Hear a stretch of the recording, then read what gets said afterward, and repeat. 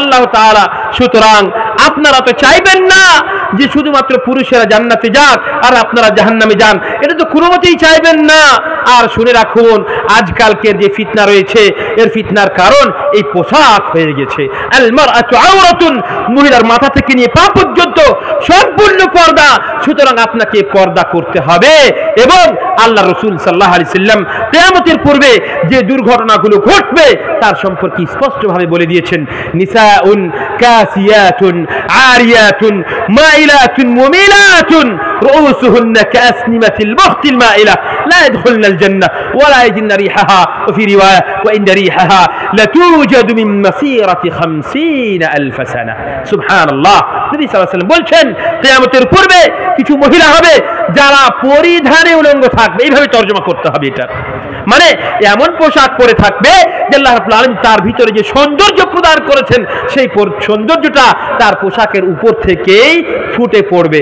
আজকালকে বরখাটা শুধুমাত্র সম্পূর্ণ পর্দা বিষয় হয়ে থাকেনি, মানে এমন বরখা বের হয়েছে যে বরখাকে বরখা পরাতে হবে। দেখবেন যে সুন্দর করে এই আপনার এখানে লটকিছে আর এখানে ফুল বানা আছে, বিভিন্ন প্রকারের মানে ফুল বানিয়ে রেখেছে বরখাতে। এই ফুলের মাধ্যমে তো মানুষের দৃষ্টি আপনার দিকে আরো আকর্ষণ হবে। সুতরাং এরকম ফুলওয়ালা বরখা থেকে বাঁচুন আর সম্পূর্ণভাবে পর্দা করার চেষ্টা করুন। রাসূলুল্লাহ সাল্লাল্লাহু আলাইহি ওয়াসাল্লাম বলছেন, কিয়ামতের পূর্বে কিছু মহিলা হবে যারা পরিধানে উলঙ্গ হয়ে থাকবে, এমন পোশাক পরবে যে ভিতরের মানে উপর থেকে ভিতরে সমস্ত কিছু প্রকাশ হবে। তাদের উতরাই চাহাই উঁচা নিচা যা কিছু আছে, সৌন্দর্য আছে, সব কিছু বোঝা যাবে আল্লাহর। এবং তারা চুল যে বাঁধবে সেই উঁচা করে বাঁধবে। আর রুউসুহুন্না কাসনিমাতিল বুখতিল মাইলা, এবং আরো একটা কথা বললেন, মাইলাতুন মুমিলাত, রাস্তাতে যখন চলাফেরা করবে হক থেকে দূরে সরে থাকবে আর রাস্তাতে চলার সময় এমন ভাবে চলবে যে পরপুরুষের দৃষ্টিকে তার নিচের দিকে আকর্ষিত করবে। আল্লাহর রাসূল সাল্লাল্লাহু আলাইহি ওয়াসাল্লাম বলছেন, লা ইয়াদখুলনাল জান্নাহ ওয়া লা ইয়াজিদনা রিহাহা, এরা জান্নাতে যাওয়া তো দূরের কথা, জান্নাতের হাওয়া পর্যন্ত পাবে না, জান্নাতের হাওয়া পর্যন্ত পাবে না। ওয়া ইন্না রিহাহা লাতুজাদু মিন মাসিরাতি 50000 সানা। অথচ জান্নাতের হাওয়া সম্পর্কে রাসূলুল্লাহ সাল্লাল্লাহু আলাইহি সাল্লাম বলছেন, আজকের সবথেকে দ্রুত গতিতে যে যানবাহন চলে সেই যানবাহনে চেপে 50,000 বছর ধরে যদি আপনি ট্রাভেল করেন, সফর করে যাবেন, যত দূর পর্যন্ত পৌঁছাবেন তত দূর পর্যন্ত জান্নাতের সুগন্ধি পাওয়া যায়। আর যে সমস্ত মহিলারা পর্দা করবে না, যারা যেই মা বোনেরা পর্দা করবে না, তারা জান্নাতে যাওয়া তো দূরের কথা, জান্নাতের হাওয়া পর্যন্ত পাবে না। এর মানে হচ্ছে মুহাদ্দিসিনরা এর ব্যাখ্যা বিশ্লেষণ করছেন যে এর মানে হচ্ছে তারা জান্নাতে যাবে না। আপনি কি চাইবেন যে আপনি জান্নাতে যান আর আপনার স্ত্রীটা আপনার বোনটা জাহান্নামে যাক? এটা কি আপনি কোনোদিনই চাইবেন? কোনোদিনই চাইবেন না।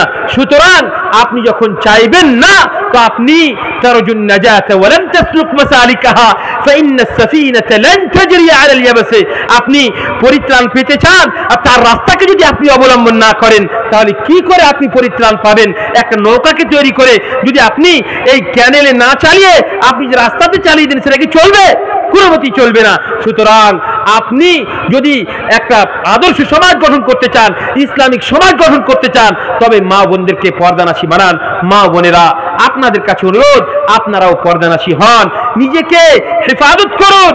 আপনি হচ্ছেন আদর্শ নারী, আপনার সম্মান আল্লাহ তাআলা পৃথিবীতে সব থেকে বেশি প্রদান করেছেন এবং 4টা কাজ করলে আপনি জান্নাতে যাবেন। 5 ওয়াক্তের নামাজ পড়েন, রোজা রাখেন, স্বামীর কি ইতাআত করেন, ইদা সাল্লাতিল মারআতু খামসাহা ওয়া সামাত শাহরাহা ওয়া হাফিজাত ফারজাহা, নিজের সম্মান লজ্জা স্থানে হেফাজত করেন। এই 4টা যদি বৈশিষ্ট্য আপনার ভিতরে থাকে তবে কিয়ামতের দিন আপনাকে বলা হবে জান্নাতের যে কোনো দরজা দিয়ে ইচ্ছা সেই দরজা দিয়ে আপনি জান্নাতে প্রবেশ করেন। সুতরাং জান্নাতে যাওয়ার সুযোগও আপনাদের অনেক বেশি আলহামদুলিল্লাহ।